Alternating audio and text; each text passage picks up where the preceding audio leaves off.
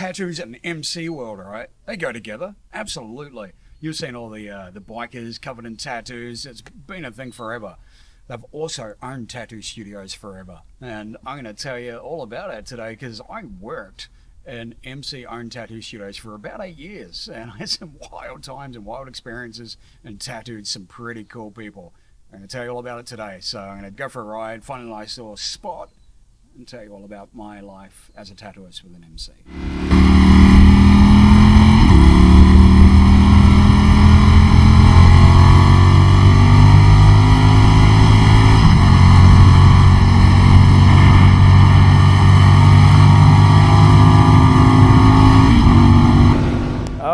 So yeah, let's talk about my MC life and how I got involved with it, right? Yeah, so many of you watched my video last week. Thank you so much for that, by the way. And a lot of you actually asked, was I actually a full member of that club? Was I a member? No, I wasn't. I was a hang-around with the club. Hang-arounds aren't members. A full member is a member. What does a hang-around mean? A hang-around is basically someone who hangs around, a friend of the club who's ready to take that step to membership. They hang around with the club for a while, they get to know you, and you move on to prospect, full member, yada, yada, yada. So I was a hang around with the club. I was also a really good friend of the club and the guys in it. And the reason for that is because I tattooed them. I'm a tattooist. I've been doing it for over 33 years. And in those years, I spent about 10 of them working for club studios. Now, as I said previously in my last video, I worked for a gentleman who owned studios in Australia, and I worked for one of them. And I was an up-and-coming tattooist at the time. I had worked in America for almost a year previous to that, and I started becoming a bit of a name in tattooing. There was quite a few guys in the club at that time who were up-and-coming in the club, and one of them came down to get tattooed by me. He got tattooed by me, we became instant friends. In fact, that night that I tattooed him, he took me out into the valley. We partied all night, and I walked out of this club at 6 o'clock in the morning, and that was it. We were friends from that point onwards. And I started tattooing him and all his friends.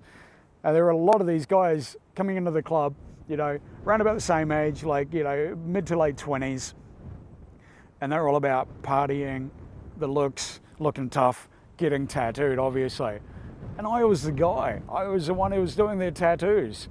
So I started hanging out down at the clubhouse with these guys. You know, these guys were great. I became great friends with them, including my friend, who was he was one of the bigger dudes in the club, and I'm talking 6'5", I think it was 135 kilos, monstrous guy. And him and I just got on like a house on fire. You know, we partied all the time. We talked tattoos. He loved everything about tattooing. You know, he always wanted to own a tattoo studio. But I was working for this other gentleman the whole time, you know, and they were both in the same club, and all was good. You know, I'd tattoo these guys, no problem. And I got busier and busier and busier. And then I started hanging out more and partying with them. Now, this guy that I was working for, he was very controlling. You know, he liked to think that all of his artists were his property. Now, this is not indicative of the club. This is just indicative of him, the person he was. He owned a few studios in Brisbane, and he treated everyone pretty badly. But everyone was too afraid to actually leave, because he did use the club to intimidate people into not leaving. So a couple of years later, my friend actually moved away from that chapter and opened up a chapter in the Gold Coast. So I started going and partying with them. Of course, so my friends. They would also come and get tattooed by me in Brisbane. They would travel up all the time. I was the man to get tattooed by, and I loved it. It was great. You know, I would drive an hour on a Friday night to go party with these guys, and sometimes drive home 2 days later, you know. And all the time while I was at the clubhouse, we were always talking about tattoos. They would come and get tattooed, you know. And I did a big piece on my friend's back. And of course, that was it. All the brothers had to get tattooed by me after that. So I'd secured my position really well with that club. You know, in fact, I even traveled to Europe with the club in the early 2000s, and I tattooed at their national run. I tattooed a couple of presidents while I was there. So it was great for me. I didn't need to be a member at that time, you know. I was hanging out, I was having a great time. I had all these privileges. I would sit in the members area most nights and partying with them. It was a fantastic life in that aspect. But actually working, that was a whole different story. The amount of stress I went through, and that, like I said, that was just from this guy. It was intense, it was crazy. So eventually he opened a studio down the Gold Coast, and I ended up moving down there too. I spent a couple of years working down there, partying with these guys. I had also started hanging out with the club that I eventually patched in with at that time. And it was to get away from this guy. It was to get away from his bullshit and the way he ran studios. And I mean, don't get me wrong, the biggest reason I was there was because of the money. We made good money there. You know, he made better money, obviously. You know, some shit went down, and he ended up going to jail for quite a while, and he got kicked out of the club. He also lost this studio. So that was my chance of getting out, and I did. I left. I ended up going and working in another studio on the Gold Coast, which was the best break for me, you know, to go work at a non-club studio, and for a legendary tattooist absolutely changed my life completely. Now, I was still a club member at that time, but it was a completely different club, completely different set of rules, completely a different lifestyle. So it didn't reflect on my tattooing. In fact, most of the guys that I was with in the club didn't even really get tattooed by me. So a couple of years later, started traveling back and forth to the States. I was still a club member. Things weren't working out well, you know, turning to shit all the time. And my friend from the Gold Coast chapter had actually opened a studio in Brisbane, and he asked me to come work for him. And I went, oh, yeah, absolutely. You know, I'll work for you, no problem, brother. So I did. I went and worked for him for a couple of years. And all that time, I was going through all my own shit with my own club, and I ended up leaving. He was so supportive of me in leaving that club. You know, he was great. He was there talking to me all the time, helping me out with everything I needed, because I was under a lot of pressure. I was getting raided by Australian Federal Police and ASIO, and working for him in that studio was amazing. It was a fantastic experience. It was actually one of the best ones that I've ever worked at. We made so much money and we had such a great time. I partied with everyone there and never felt like I was working at a club studio. You know, because my friend was so professional about how he ran his business, and it was amazing. And I'll always respect him for that. But he eventually sold the studio and I started moving on. But also at that time, some shit went down which changed the whole landscape in Australia for the outlaw biker world and for the tattoo industry. Now, I've talked about in my last video, the VLAD laws that came in. So when the Queensland government introduced the VLAD laws, they introduced the Tattoo Parlours Act.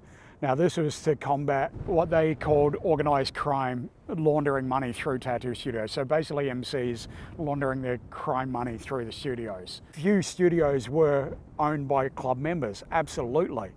A lot of the club members were tattooists. Were they fronts for crime? Who knows? But not the ones I saw. You know, they were legitimate businesses. You know, were legitimate artists working there. So these laws were introduced where basically every tattooist had to have criminal background checks done, fingerprinted, all this other bullshit.